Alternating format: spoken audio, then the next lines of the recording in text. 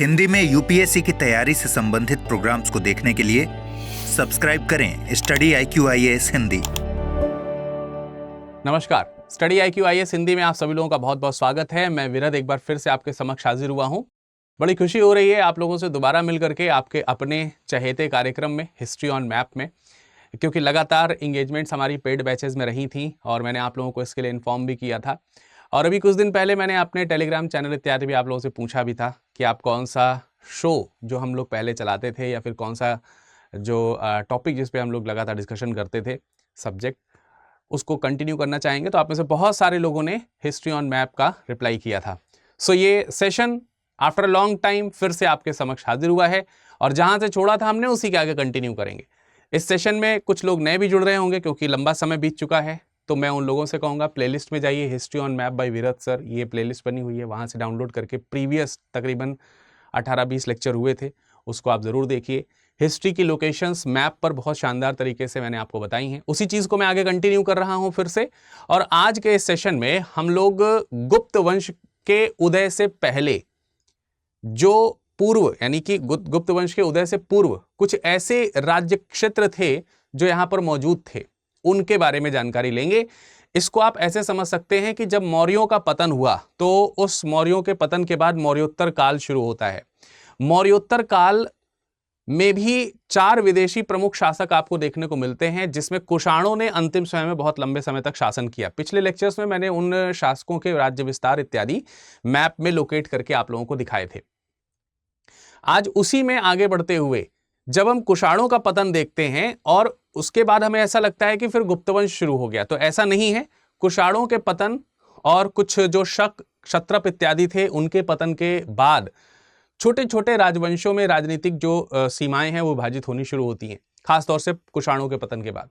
और गुप्त वंश के शासन से पहले उनमें में से कुछ लोगों ने यहाँ पर शासन किया। ऐसे शासन को अंधकार युग कहा गया। तो आज के इस लेक्चर में हम लोग पढ़ने वाले हैं गुप्त वंश के उदय से पहले। ठीक है, गुप्त वंश जब उदित हो रहा है तो उससे पहले के कुछ राज्य हैं। तो आप ये टॉपिक भी डाल सकते हैं हेडिंग में, गुप्त वंश के उदय से पूर्व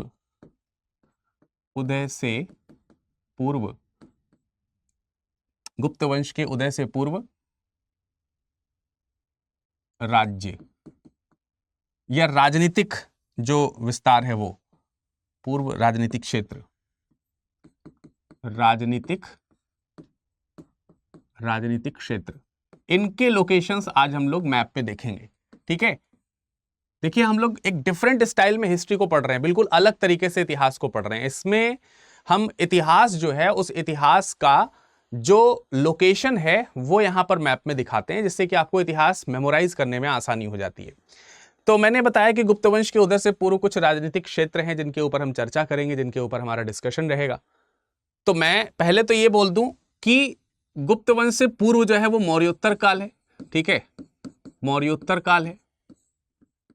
मौर्योत्तर काल में 2 तरीके का विभाजन आप ऑलरेडी देखते हैं। एक स्थानीय शासकों का है, स्थानीय शासक हैं जिसमें, और ये सब चीजें मैं बता चुका हूं। आज ये बहुत दिन बाद क्लास शुरू हो रही है, इसलिए हल्का सा पीछे का कुछ चीजें हैं वो रिवीजन कर रहे हैं, अदरवाइज हम कंटिन्यू ही करते। ठीक है, फिर उसके बाद हम देखते हैं कुछ विदेशी शासक हैं। विदेशी शासक शुरुआत में तो जो स्थानीय शासक हैं और खास तौर से पूर्व के जो स्थानीय शासक हैं, उत्तर के जो स्थानीय शासक हैं, उनका प्रभाव ज्यादा रहा। बाद में विदेशी शासकों का प्रभाव बढ़ा और इसमें भी सबसे ज्यादा शकों या शक लिख सकते हैं हम इनको, शकों का प्रभाव और कुषाणों का प्रभाव, इनका प्रभाव सबसे ज्यादा रहा विदेशियों में। अब इसके पश्चात आगे जो बड़ा राजवंश, तो पहले यहां पर मौर्य वंश है सबसे बड़ा। उसके बाद एक बड़े राजवंश के तौर पर गुप्त वंश आपको देखने को मिलेगा। बड़े राजवंश के तौर पर आपको कौन देखने को मिलेगा? गुप्त वंश देखने को मिलेगा। तो गुप्त वंश शुरू हो और उसमें भी आपने देखा सुना होगा कि आदिगुप्त जो है वो प्रथम शासक हुए। आदिगुप्त कहते हैं या हम इन्हें श्रीगुप्त कहते हैं, ये प्रथम शासक हुए। लेकिन प्रथम स्वतंत्र शासक गुप्तों में जो हुए वो हुए चंद्रगुप्त। इनको प्रथम कहा गया क्योंकि 2 चंद्रगुप्त हैं आपको यहां पर गुप्त वंश में। तो चंद्रगुप्त प्रथम मान लेते हैं, यहां से शुरुआत हो रही है। तो इनके बाद और इनसे पहले का जो समय है इसको अंधकार युग कहा गया है।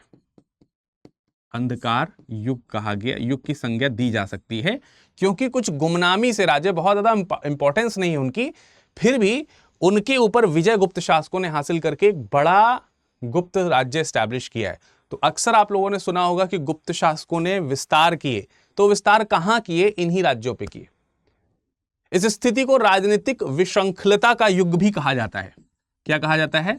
राजनीतिक विशृंखलता, विशृंखलता का युग। तो यह हम उसी युग की बात करेंगे, यहां पर उसी समय की बात करेंगे जिसमें कुछ यहां पर राज्य स्टैब्लिश होंगे। ये राज्य 3 तरीके से विभाजित किए जा सकते हैं। गुप्तों के शासन से पहले, गुप्तों का जो शासन है वो राजवंशी शासन है, यह ध्यान रखिएगा आप, राजवंशीय शासन है। और जो यहां पर मौर्यों का जो शासन हुआ यह भी राजवंशी शासन है, यह भी राजवंशी है। दोनों राजवंशी शासकों के बीच में गुप्तों के उदय से पहले का जो समय है उसमें 3 तरीके के शासन देखने को मिलते हैं। कौन कौन से 3 तरीके के शासन मिलते हैं? वो हैं आपके, एक तो इसमें आपको राजतंत्र मिलेगा, एक तो आपको राजतंत्र मिलेगा, दूसरा आपको गणतंत्र मिलेगा, गणतंत्र, और तीसरा आपको मिलेगा विदेशी शासन, विदेशी। तो कुछ विदेशी अभी भी मौजूद हैं। गणतंत्र और राजतंत्र के तौर पर 2 अलग अलग प्रकार के राज्य हैं जो गुप्तों के उदय से पहले काम कर रहे हैं। इन्हीं के ऊपर हम चर्चा करने जा रहे हैं, लेकिन उससे पहले क्योंकि ये हिस्ट्री ऑन मैप है तो हिस्ट्री ऑन मैप में मैप सबसे पहले हम ड्रॉ करेंगे। हम सबसे पहले क्योंकि इंडिया की बात कर रहे हैं तो हम भारत का नक्शा एक बार ड्रॉ कर लेते हैं। ठीक है, आइए इंडिया का मैप एक बार ड्रॉ करते हैं। तो इंडिया के मैप में मैं अक्सर जो है यहीं गुजरात से ही शुरुआत करता हूं। ठीक है, अक्सर ही आप देखेंगे कि हमारी जो शुरुआत होती है वो गुजरात के इर्द गिर्द ही आपको देखने को मिलेगी। तो ये मान लेता हूं कि मैं कोई मैप आपके लिए ड्रॉ हो रहा है। ठीक है, ये बांग्लादेश वाला कुछ हिस्सा है। ठीक है, इसको फिर ज़्यादा नीचे ले जाने की ज़रूरत है नहीं क्योंकि इधर हम ज़्यादा हिस्ट्री नहीं यूज़ करेंगे मैप पे। ये भूटान का हिस्सा था, ये नेपाल का हिस्सा चला जा रहा है आपका, और ये आपका ऐसे करके कुछ जम्मू कश्मीर जो है वो ड्रॉ हो जाएगा, है ना। इस तरीके से आप जम्मू कश्मीर को ड्रॉ कर सकते हैं। और ये राजस्थान वाला हिस्सा, और ये हमने गुजरात में इसको मिला दिया। तो ये जो इंडिया है, ये जो भारत का नक्शा है, इस भारत के नक्शे में क्योंकि हम गुप्त शासकों की बात कर रहे हैं, आपको ही मालूम है गुप्त शासक मगध से जो है प्रमुख तौर से शासन अपना विस्तार करेंगे और ऐसे भारत के एक बड़े हिस्से पर उत्तर और पूर्व में उनका राज्य विस्तार रहेगा, एक बड़े हिस्से में रहेगा। इसमें जो क्षेत्रीय शासक हैं उनके ऊपर हमारा डिस्कशन होगा। क्षेत्रीय शासकों में सबसे पहले जिनका नाम आएगा भाई, उनका नाम है, देखिए हम सारी चीजें यहां पर लिखने का प्रयास करेंगे और कुछ चीजें ओरली बोलने का प्रयास करेंगे। आप उसको एज इट इज लिख लीजिएगा, अपने आप से उसको चेंज कर लीजिएगा। सबसे पहले हम नागवंश की बात करेंगे। किन की बात करेंगे? नागवंश की। तो इनमें नागवंश, अच्छा नागवंश भी कौन है अगर हम उसकी चर्चा करें, मैंने कहा राजतंत्र, गणतंत्र और विदेशी हैं। राजतंत्र जहां पर एक सिंगल शासक शासन करता है और उसके अकॉर्डिंग उसके साम्राज्य क्षेत्र जो है उसमें उसके नियम कानून जो है वो लागू होते हैं, उसको हम लोग राजतंत्र बोलते हैं। जहां पर एक राजा है और राजा के अनुसार शासन चल रहा है, उसी एक राजा के अनुसार। गणतंत्र में क्या होता है, जो क्षेत्र होता है उस क्षेत्र में कई प्रकार के छोटे छोटे शासक होते हैं जो किसी एक शासक के अधीन होते हैं, उनको गणतंत्र बोला जाता है। वो सारे छोटे छोटे शासक शांत काल में स्वतंत्र होते हैं, आपातकाल में संयुक्त हो जाते हैं, तो संघ बनाते हैं। तो गणतंत्र एक प्रकार का संघ है। और विदेशी राज्य तो आपको मालूम ही है। तो हम पहले राजतंत्र की बात कर रहे हैं और इन्हीं राजतंत्रों में हम पहले राजतंत्र की बात कर रहे हैं नागवंश की। नागवंश जो है वो मध्य भारत और उत्तर प्रदेश के भूभाग पर स्टैब्लिश है। मध्य भारत का मतलब हो गया तकरीबन मध्य प्रदेश का हिस्सा, और उत्तर भारत का, उत्तर प्रदेश का मतलब आप जान ही रहे हैं, उत्तर प्रदेश का रीजन है। वर्तमान समय में यहां पर कुषाणों का शासन हुआ करता था और इन कुषाणों को हरा करके इनका विनाश करके, इनके विनाश का श्रेय नागवंश के शासकों को ही जाता है। तो इन्होंने खास तौर से मथुरा और पद्मावती, जो ग्वालियर वाला इलाका है, वहां पर शासन किया है। तो यहां पर मैं उत्तर प्रदेश और मध्य प्रदेश को भी ड्रॉ कर देता हूं आपके लिए, जिससे कि आपके लिए इसको समझना थोड़ा सा आसान हो जाए। तो जैसा कि आपको मालूम है, यहां पे कहीं पे आपको उत्तराखंड देखने को मिलेगा, ये छोटा सा हिस्सा, पहले ये उत्तर प्रदेश का हिस्सा था, और इसी से आप देखते हैं यहां पर ये कुछ हिस्सा यहां पर आपको देखने को मिलेगा। ये ललितपुर वाला इलाका है, शायद उत्तर प्रदेश वाला हिस्सा आपको ऐसे करके देखने को मिलेगा। मान लेते हैं ये यूपी है, सपोज ये उत्तर प्रदेश है। उत्तर प्रदेश से ही जुड़ा हुआ यहां से आप देखेंगे, यहां से इस तरीके से ये आपका मध्य प्रदेश लगभग आपको देखने को मिलेगा। अब एग्जैक्टली तो मेरे लिए बना पाना संभव नहीं है, लेकिन तकरीबन आप मध्य प्रदेश को ऐसे देख सकते हो।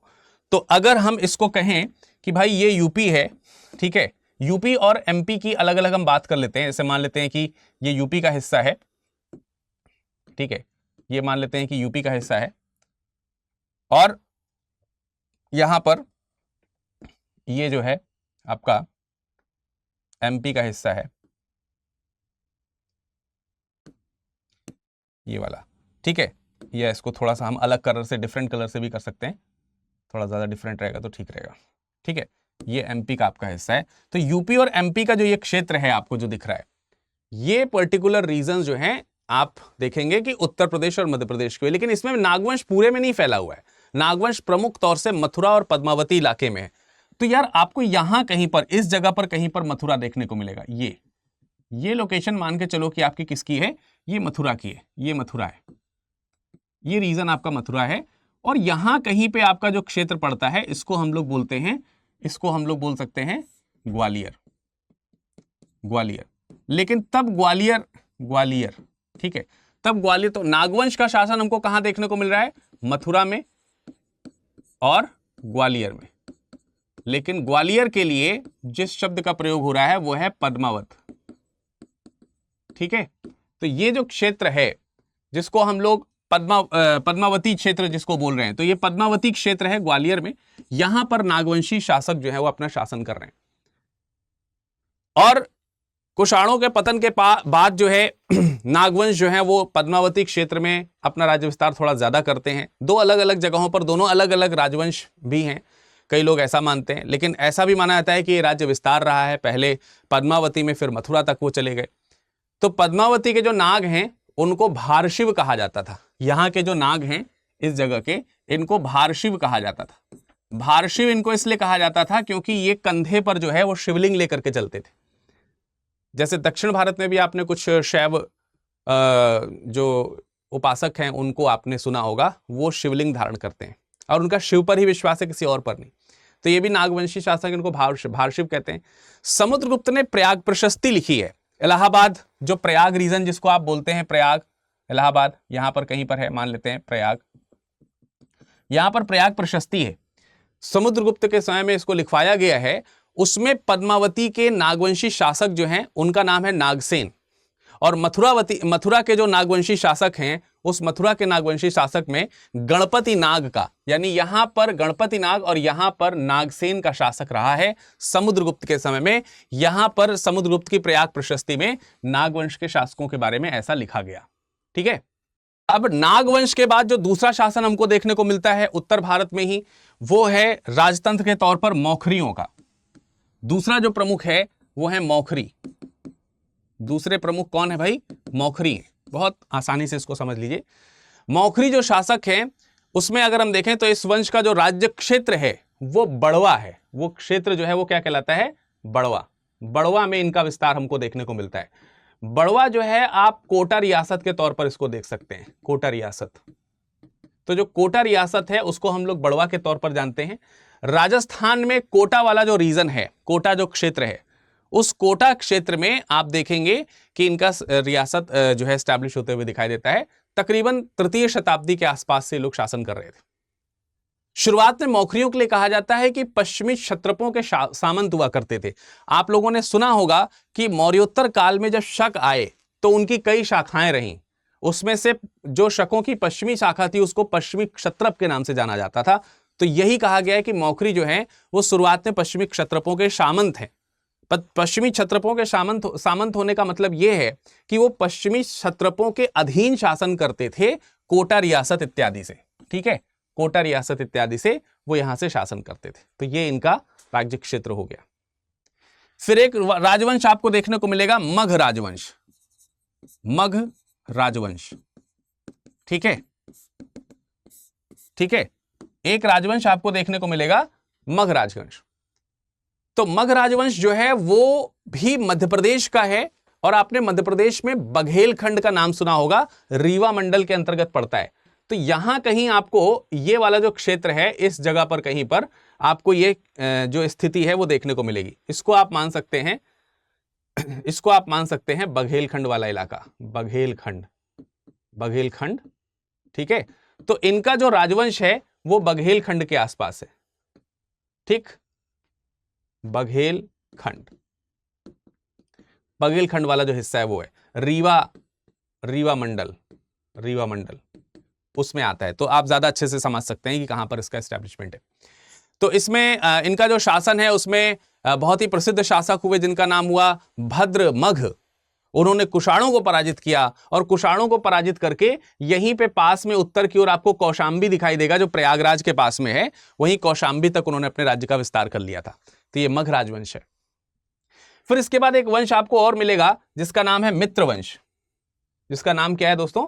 मित्रवंश, मित्रवंश। एक और शासन आपको देखने को मिलेगा मित्रवंशीय। मित्रवंश जो है ये अहिछत्र वाला इलाका आपने सुना होगा। पहले भी मैंने आप लोगों को हिस्ट्री ऑन मैप में ये अहिछत्र बहुत बार दिखाया है। आप कमेंट करके बता सकते हैं अहिछत्र जो क्षेत्र है वो किसके, कहां पर वर्तमान समय में लोकेटेड है? कोई बता सकता है? एक बार बताइए। यहां अहिछत्र से इनका शासन हुआ करता था, और इसी अहिछत्र रीजन से इनके बहुत सारे सिक्के मिले हैं जिसपे अच्यू नाम मिला है। अहिछत्र क्षेत्र से ही इनके जो है हमको सिक्के मिलते हैं, और इन सिक्के पे अच्यू अंकित है, अच्यू।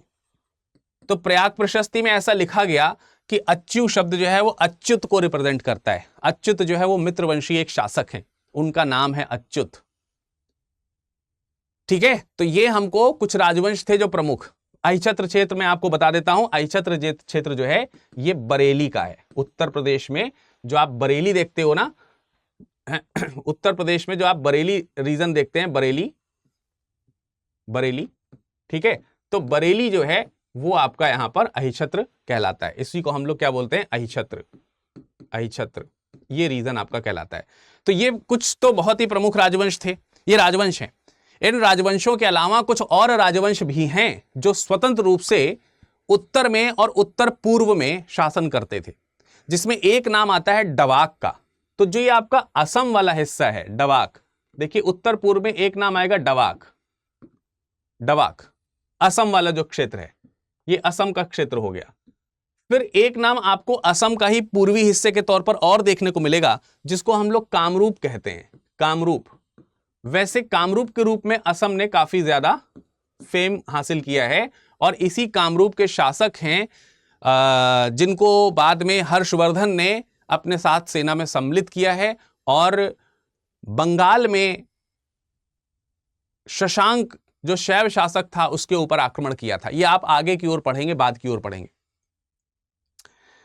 भास्कर वर्मन हुआ करते थे शासक असम के उस समय, कामरूप के। इसके अलावा नेपाल रीजन है, नेपाल वाला जो क्षेत्र है वो भी आप यहां पर देख ही रहे हैं, ये नेपाल का हिस्सा है, इसमें कोई दो राय नहीं है। इसके अलावा आप एक हिस्सा पूर्व की ओर और देखते हैं, ये माफ कीजिएगा उत्तर की ओर और देखते हैं, जिसको बोलते हैं कर्त्रिपुर, जो कुमायूं क्षेत्र है यहां पर। ठीक है, कर्त्रिपुर, ठीक है, कुमायूं, कुमायूं रीजन जो है वो भी आपको यहां पर देखने को मिलेगा। कर्त्रिपुर में भी स्वतंत्र शासक आपको देखने को मिलेंगे, कुमायूं क्षेत्र में, कुमायूं रीजन में। ठीक है, और इसके अलावा पूर्व में जो बंगाल वाला इलाका है जिसको हम लोग पूर्वी बंगाल कहते हैं, अब तो वो बांग्लादेश की तरह बन गया है। इसी पूर्वी बंगाल वाले हिस्से में समतट इलाका है, समतट, समतट, जिसको हम लोग क्या कह रहे हैं? पूर्वी बंगाल। यहां पर भी कुछ स्वतंत्र शासक शासन करते थे। तो ये हैं एक कुछ प्रमुख शासकों के क्षेत्र जो कि राजवंशों में आपको देखने को मिलते हैं। ये प्रमुख राजवंश हैं, इन पे आप हेडिंग डाल सकते हैं, राजवंश। राजवंशों की भांति ही आपको यहां पर कुछ और भी शासन देखने को मिलेंगे। मैं इसमें से कुछ नाम जो है वो मिटा देता हूं। अब हम इसमें जो राजवंश के अलावा नाम देखेंगे वो कौन से होंगे? गणतंत्रों के होंगे। तो अब हम यहां पर कुछ गणतंत्रों के नाम, गणतंत्र, इनके नाम देखेंगे। तो आप गणतंत्र यहां पर हेडिंग डाल सकते हैं, गणतंत्रों के बारे में सीखना है। अब गणतंत्रों में जो पहला नाम आएगा उसमें हम पहला नाम लिख सकते हैं वाकाटक वंश का। अच्छा, गणतंत्र भी ना कह करके एक चीज हम, ये अभी गणतंत्र छोड़ दीजिए, अभी आप गणतंत्र हेडिंग मत डालिए, एक मिनट, इसमें गणतंत्र हेडिंग मत डालिए, यहां पर अभी राजतंत्र ही रहने दीजिए, ठीक है, यहां पर अभी राजतंत्र ही रहने दीजिए। लेकिन ये जो राजतंत्र हैं, ये राजतंत्र जो अभी आपने यहां पर देखे हैं, ये उत्तर और उत्तर पूर्व के राजतंत्र हैं। यहां पर कुछ राजतंत्र जो हैं वो थोड़ा सा दक्षिण की ओर भी हैं, ठीक है, दक्षिण और दक्षिण पूर्व के कुछ राजतंत्र हैं, उनके ऊपर नजर डाल लेते हैं। जैसे वाकाटक वंश की बात करेंगे तो वाकाटक वंश जो है, वाकाटक वंश जो है ये भी गुप्तों के उदय से पहले स्टैब्लिश है। वाकाटक जो है इनका साम्राज्य पूर्वी मालवा का जो क्षेत्र है, बुंदेलखंड का जो रीजन है वो, और उत्तरी हैदराबाद का जो क्षेत्र है वो। तो आप अगर पूर्वी मालवा का हिस्सा देखते हैं तो मालवा का पूर्वी हिस्सा आपको यहां पर देखने को मिलेगा, ये रीजन जब तक लगभग मान लीजिए। इसके बाद बुंदेलखंड रीजन जो है वो आपको यहां पर थोड़ा सा फैला हुआ दिखाई देगा। तो पूर्वी मालवा, बुंदेलखंड और हैदराबाद। तो लमसम अगर हम एरिया को देखें तो लमसम एरिया जो है आपका ये कुछ इस तरीके का देखने को मिलेगा, ऐसा रीजन हमको देखने को मिलेगा, ये वाला क्षेत्र। तो ये वाला जो क्षेत्र है, ये वाला जो आप क्षेत्र देख रहे हैं, ठीक है, ये वाला जो क्षेत्र आप देख रहे हैं, बाद में मैं यहां पर जो ग्रीन कलर से कर रहा हूं, ये वाला जो क्षेत्र आप देख रहे हैं, ये क्षेत्र आपका कहलाता है किसका? ये वाकाटक राजवंश का कहलाता है। ये वाकाटक राजवंश का हुआ उत्तरी हैदराबाद तक। और पहले इनके बारे में कहा जाता है कि ये सातवाहनों के सामंत थे। तो आप कुल मिलाकर के समझ सकते हैं कि पूर्वी मालवा का जो हिस्सा है, पूर्वी मालवा का हिस्सा है, बुंदेलखंड रीजन जो है, बुंदेलखंड रीजन जो है, और उत्तरी हैदराबाद वाला जो रीजन है, हैदराबाद, ये वाला जो क्षेत्र है ये वाकाटक वंश के अंतर्गत आता है, इनके अधीन आता है। और शुरुआत में अगर आप देखेंगे तो ये सातवाहनों के सामंत हुआ करते थे। बरार क्षेत्र इत्यादि जो है वहां पर ये राज्य किया करते थे सातवाहनों के समय में। इसके अलावा 3rd सेंचुरी एडी के आसपास अगर आप देखेंगे तो इसमें एक शासक हुए जिनका नाम हुआ विंध्य शक्ति। उन्होंने सातवाहनों से अपने आप को मुक्ति करी और ये जो वाकाटक वंश है उसको ठीक तरीके से स्टैब्लिश किया। प्रवर सेन, इसमें एक नाम आपने सुना होगा, प्रवर सेन प्रथम। ये बहुत प्रमुख और प्रसिद्ध शासक हुआ करते थे वाकाटक वंश के। डिटेल आप वाकाटक राजवंश में पढ़ेंगे ही। बाकी यहां पर आपको पल्लवों का शासन भी देखने को मिलेगा। पल्लव, दक्षिण में आपको पल्लव दिखाई देंगे, पल्लव वंश, दक्षिण में आपको पल्लवों का वंश देखने को मिलेगा। दक्षिण भारत में सबसे प्रमुख शक्ति जो है वो पल्लव हैं। ये भी सातवाहनों के सामंत हुआ करते थे, लेकिन इन्होंने जो अपनी राजधानी है वो क्या बनाई है? इन्होंने अपनी राजधानी बनाई कांची। राजधानी, इन्होंने अपनी राजधानी क्या बनाई? इनकी राजधानी हुआ करती थी कांची। कांची, तो कांची समथिंग हेयर वेयर आपको दिखाई देगा इस जगह पर, कांचीपुरम, ठीक है, यहां पर इनकी कैपिटल हुआ करती थी। तो इसी जगह आप मान लीजिए कि इनकी लोकेशन है ना, ठीक है, इसी जगह आप इनकी क्या मान सकते हैं? लोकेशन मान सकते हैं। तो ये आपका कांची वाले रीजन से शासन किया करते थे। समुद्रगुप्त के एक समकालीन शासक हुआ करते थे, पल्लव शासक थे जिनका नाम था विष्णुगोप।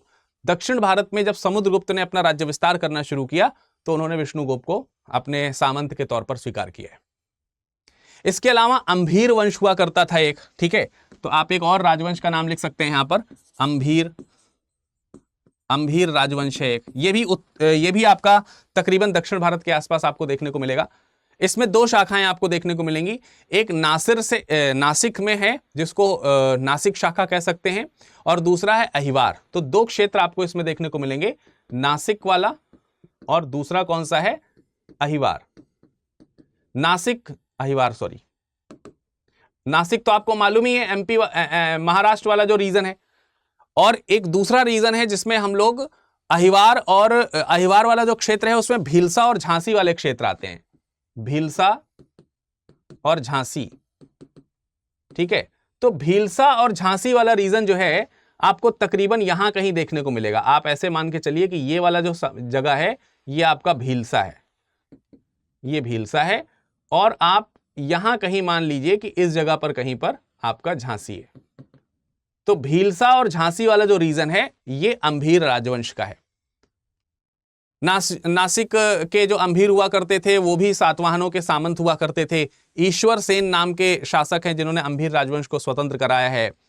कालचुरी चेद नाम से इन्होंने संवत चलवाया था ईश्वर सेन ने। इसी अंभीर राजवंश में हुआ करते थे ईश्वर सेन। ईश्वर सेन कालचुरी चेदी संवत इन्होंने चलवाया था, संवत। ठीक है, तो ये कुछ एक आध दो फैक्ट्स मैं आपको बताते चल रहा हूं। हिस्ट्री ऑन मैप में कुछ फैक्ट्स भी आपको मिल रहे हैं। और एक दक्षिण में आपको एक प्रमुख राजवंश देखने को मिलेगा जिसको हम लोग बोलते हैं इक्ष्वाकु वंश। क्या बोलते हैं? इक्ष्वाकु वंश। तो आपको दक्षिण में इक्ष्वाकु वंश भी देखने को मिलेगा। और दक्षिण का जो इक्ष्वाकु वंश है ये कृष्णा गुंटूर रीजन में आपको देखने को मिलेगा। कृष्णा नदी जो बह रही है इस जगह पर, और गुंटूर जो अमरावती वाला जो इलाका है, ठीक है, गुंटूर क्षेत्र, कृष्णा क्षेत्र, तो ये कृष्णा नदी और गुंटूर के बीच का जो क्षेत्र है यहां पर कृष्णा गुंटूर क्षेत्र, कृष्णा गुंटूर क्षेत्र जो है यहां पर आपको ये इक्ष्वाकु वंश के शासक देखने को मिलेंगे। इसमें एक शासक हुआ करते थे जिनका नाम था श्री शांत मूल। उन्होंने सातवाहनों के बाद में इक्ष्वाकु वंश को स्वतंत्र कराया है, अश्वमेध यज्ञ कराया उसके बाद उन्होंने। तो ये जो अमरावती वाला रीजन है, यहीं पर आपको अमरावती वाला रीजन देखने को मिलेगा, इसी जगह पर अमरावती। और एक जगह यहीं पर मिलेगी नागार्जुनी कोंडा। ये जो दोनों जगहें हैं, ये दोनों जगहों को बुद्धिस्ट को दान किया गया था। बौद्ध भिक्षुओं को या बौद्ध साधुओं को दान किया गया, दान दे दिया था ये दोनों जगहें। ठीक है, इन्होंने अश्वमेध यज्ञ भी करवाया था। तो एक शासक हुआ करते थे इसी इक्ष्वाकु वंश में जिनका नाम था वीर पुरुष दत्त। क्या नाम था उनका? वीर पुरुष दत्त। तो वीर पुरुष दत्त ने बौद्ध भिक्षुओं को यह जगह दान दी थी। 2023 में इससे क्वेश्चन पूछा गया था कि अमरावती के आसपास का कोई एक लोकेशन था जहां से क्वेश्चन पूछा गया था कि निम्नलिखित में से कौन सा एक राज्य है जो दक्षिण में बौद्ध महायान शाखा के लिए बहुत प्रसिद्ध है। 2023 का क्वेश्चन जो है वो इसी तरीके से आया था। क्वेश्चन डायरेक्टली नहीं आते हैं, लेकिन आपको अमरावती के आसपास का रीजन देखने को मिलेगा, आंध्र प्रदेश का क्षेत्र आपको देखने को मिलेगा। इसी तरीके से आपको वो अपने दिमाग से उन चीजों को मैनेज करना पड़ता है, तब आपको पता चलेगा ना। अब हमारे पास में राजतंत्र वाली जो श्रृंखला है वो तकरीबन कंप्लीट हो गई है। तो अब हम लोग जो है वो गणतंत्र वाले इलाके में आएंगे। ठीक है, गणतंत्र वाले इलाके में आएंगे। तो अब आप ऐसे हेडिंग डाल सकते हैं गणतंत्र। ठीक है, अब आप हेडिंग डाल सकते हैं गणतंत्र। तो गणतंत्रीय शासकों में हम लोग कुछ नाम जो है वो गिनेंगे, या गणतंत्र या गणराज्य जिनको बोल सकते हैं। गुप्तों के उदय से पहले पूर्व में, पंजाब में और राजस्थान में और मालवा में, यानी पूर्वी हिस्से में पंजाब का जो रीजन है वहां पर, राजस्थान में, और जो मालवा रीजन है जो यहां कहीं पर आपको कई सारे गणराज्य देखने को मिल सकते हैं। इन कुछ जगहों पर आपको गणराज्य देखने को मिलेंगे।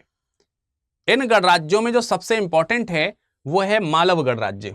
सबसे प्रमुख गणराज्य में से एक नाम आएगा मालव। यौधेय, अर्जुनायन, ऐसे करके कई सारे गणराज्य आपको मिलेंगे। तो मालव जो है ये पहले पंजाब और पूर्वी राजस्थान के आसपास निवास करते थे। तो पंजाब वाला इलाका आप यहां कहीं देख सकते हैं। जैसे मान लेते हैं कि ये पंजाब का रीजन है, तो ये पंजाब है। पंजाब के आसपास मैंने आपको बताया, और पंजाब के अलावा जो है पूर्वी राजस्थान का जो इलाका है, राजस्थान का जो पूर्वी उत्तरी इलाका जो है, यहां पर इसी जगह पर कहीं पर इनका निवास हुआ करता था। तो आप लिख सकते हैं यहां पर पंजाब और पूर्वी राजस्थान। पहले तो ये यहां से बिलोंग करते थे, राजस्थान, लेकिन कुछ समय पश्चात इन्होंने अपने आप को मंदसौर, जिसको दशपुर कहा जाता था, वहां पर अपना शासन जो है वो स्टैब्लिश कर लिया। मंदसौर या मंदसौर, जिसको दशपुर कहा जाता था, दशपुर। तो मंदसौर या दशपुर में अपने आप को इन्होंने क्या किया, स्टैब्लिश कर लिया। तो मंदसौर दशपुर जो है अब वर्तमान समय में एमपी का हिस्सा है, मध्य प्रदेश का हिस्सा है। पाणिनि ने इनको आयुध जीवी संघ कहा है, यानी ये युद्ध किया करते थे। और इसी क्षेत्र से जो मालव रीजन है वहां से अगर आप देखेंगे तो इसी क्षेत्र से एक बड़े हिस्से के तौर पर तकरीबन 6000 सिक्के जो है मालवों के मिले हुए हैं, जिन पे मलवज लिखा हुआ है या मलव राज्य या मलव गणस से लिखा हुआ है। इससे साबित होता है कि इनका यह राज्य क्षेत्र रहा होगा। इसके अलावा एक क्षेत्र आपको अर्जुनायन का मिलेगा।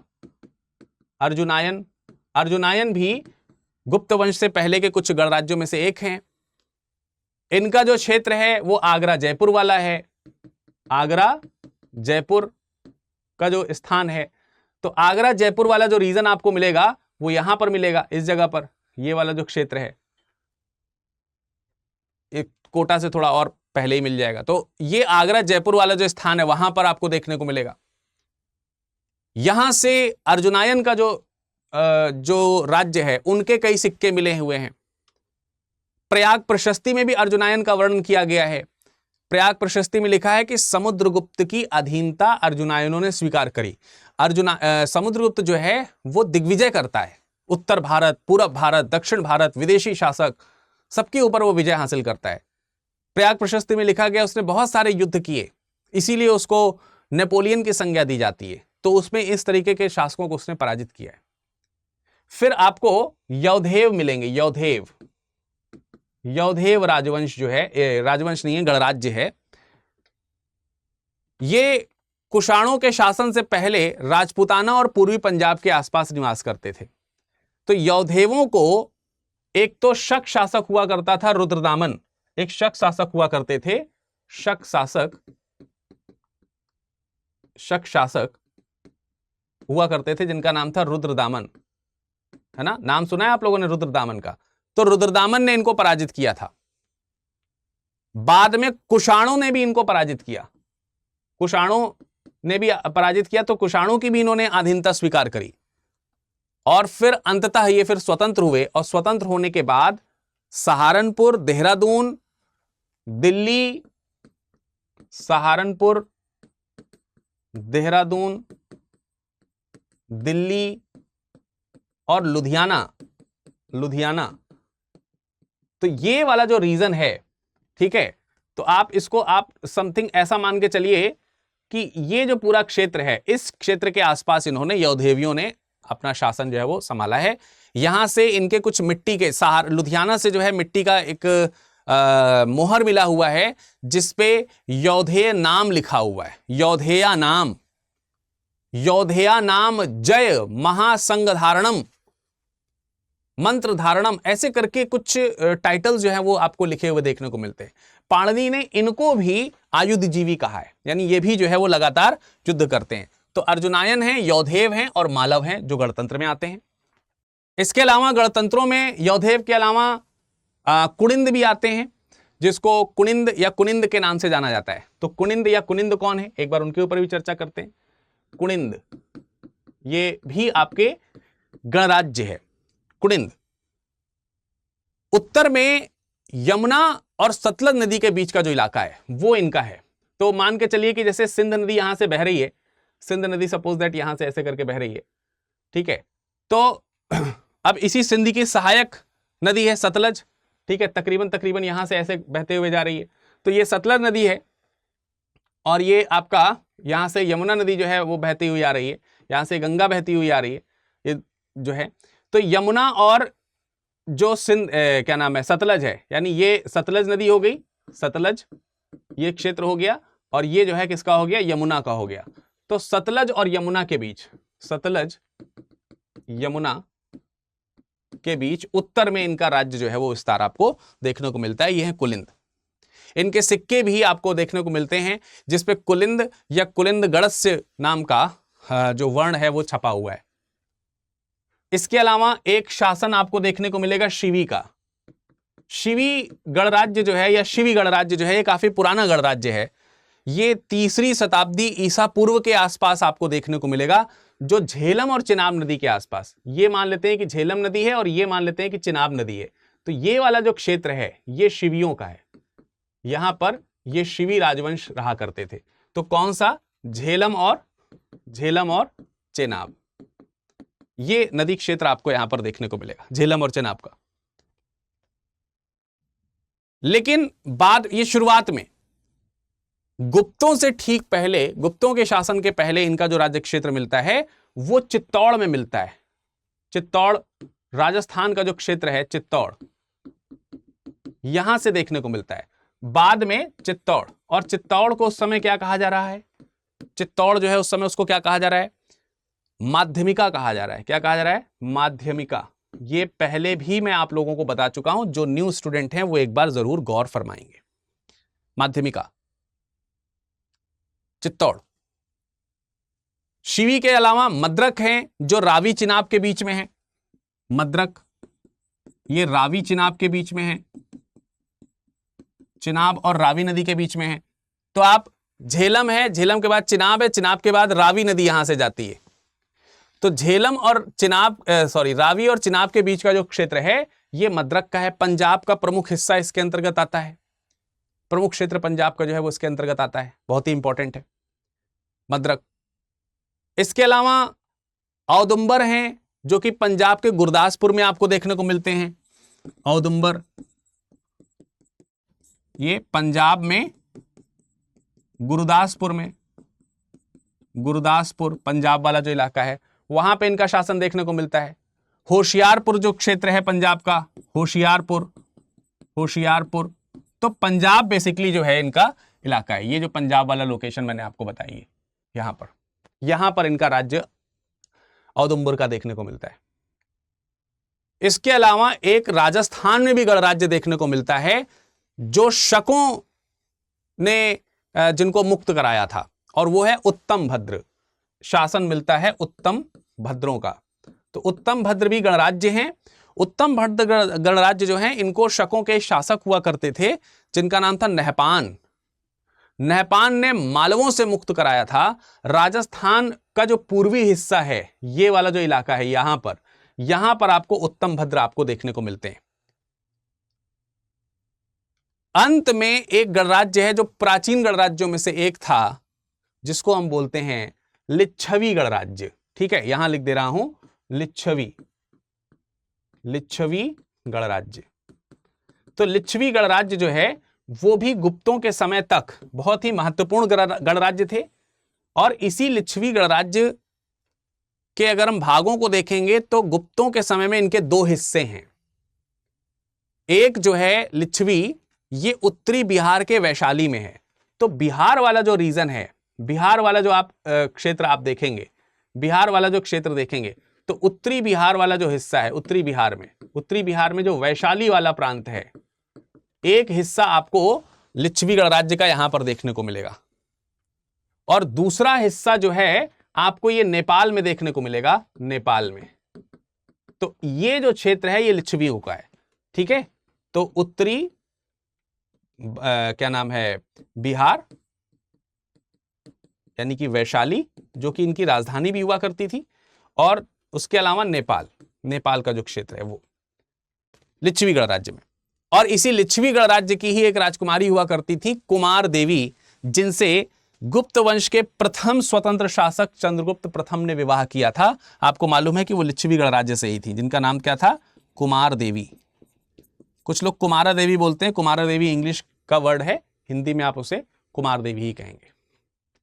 इन सब के अलावा मध्य प्रदेश में कई छोटे छोटे और भी गणराज्य हुआ करते थे, जिनमें सनकानिक गणराज्य है, कांक गणराज्य है, खपरिक गणराज्य है और प्रार्जुन गणराज्य है। ये सब आपको मध्य प्रदेश में देखने को मिलेंगे। तो गणराज्यों में गुप्तों से पहले इस तरीके के गणराज्य आपको देखने को मिलते थे। तो मैंने आपको यहां तक ये बताया कि राजतंत्र में कौन कौन लोग हैं और गणतंत्र में कौन कौन लोग हैं। अब बारी है कुछ विदेशी शासकों के बारे में जानने की। ठीक है, तो अब हम बात करेंगे कुछ विदेशी राज्यों की। विदेशी राज्य कौन कौन से हैं जो गुप्त वंश से पहले हैं? विदेशी राज्य जो गुप्त वंश से पहले शासन कर रहे हैं। हालांकि इनकी बहुत ज्यादा इंपॉर्टेंस नहीं है, फिर भी हम जानते हैं कि गुप्तों के उदय से पहले कुछ विदेशी शक्तियां भारत में स्थित हैं। और भारत में अगर विदेशी शक्तियां, आपको मालूम है हमेशा से भारत में विदेशी शक्तियां जो हैं वो पश्चिमी और पश्चिमोत्तर भारत में अपना प्रभाव रखी हैं। तो इनका जो प्रभाव क्षेत्र है गुप्तों के उदय से पहले वो भी पश्चिमी और उत्तरी पश्चिमी रीजन है, पश्चिम और पश्चिमोत्तर, पश्चिमोत्तर ये जो हैं इनके अभी भी क्षेत्र जो हैं वो बरकरार हैं इसी रूप में ही। तो इन्होंने इनके जो प्रदेश हैं उसमें जैसे गुजरात का जो काठियावाड़ रीजन है उसमें शकों की एक शाखा हुआ करती थी जिसको कादरमक वंश बोला जाता था। तो कादरमक हैं, कादरमक, कादरमक जो है ये शकों की शाखा है।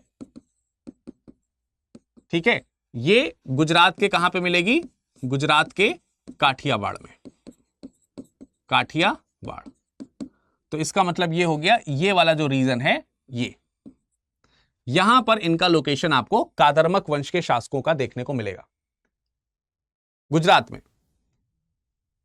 इसके अलावा कुषाणों की एक शाखा हुआ करती थी जो पेशावर में थी। पंजाब क्या नाम है, पाकिस्तान का जो पेशावर रीजन है, पेशावर क्षेत्र जो है उसमें कुषाणों की परिवर्ती शाखा हुआ करती थी, यानी कि कुषाणों के बाद की शाखा हुआ करती थी जो उत्तर कुषाण जिनको हम कह सकते हैं। उनमें एक शासक हुआ करते थे किदार कुषाण, उनका नाम था। तो ये पेशावर क्षेत्र में आपको देखने को मिलते हैं। मान लेते हैं कि यहां कहीं पर पेशावर रीजन है, पेशावर। तो इस पेशावर में आपको परवर्ती कुषाण जो हैं वो आपको देखने को मिलेंगे। यानी जब कुषाण पतन होने लगा तो उस समय कुछ यहां पर शासक हैं जिसमें से एक प्रमुख शासक है जिसका नाम है किदार कुषाण, किदार कुषाण। तो किदार कुषाण जो है वो, उसका जो शासन क्षेत्र है वो पेशावर रीजन है, पेशावर क्षेत्र है। और समुद्रगुप्त की जो प्रयाग प्रशस्ति है उस प्रयाग प्रशस्ति में भी किदार कुषाण का उल्लेख है। उसमें उसकी एक उपाधि लिखी है जिसकी उपाधि का नाम, बहुत बड़ा सा उपाधि है, देवपुत्र शाहिशानु महिषी, ऐसे करके नाम लिखा है। समुद्रगुप्त जो है वो इसी कुदाण शासक को कुछ विदेशी शासकों से, कुछ दूसरे विदेशी जैसे सेसेनियन वंश के कुछ शासक आए थे, शापुर नाम के एक शासक आए थे, शापुर से मुक्त कराया था। तो ये एक रीजन है। और विदेशियों में एक आएगा पंजाब में शीलद और गढ़र जाति। तो पंजाब वाला जो क्षेत्र है, ये वाला जो क्षेत्र है पंजाब, इस पंजाब क्षेत्र में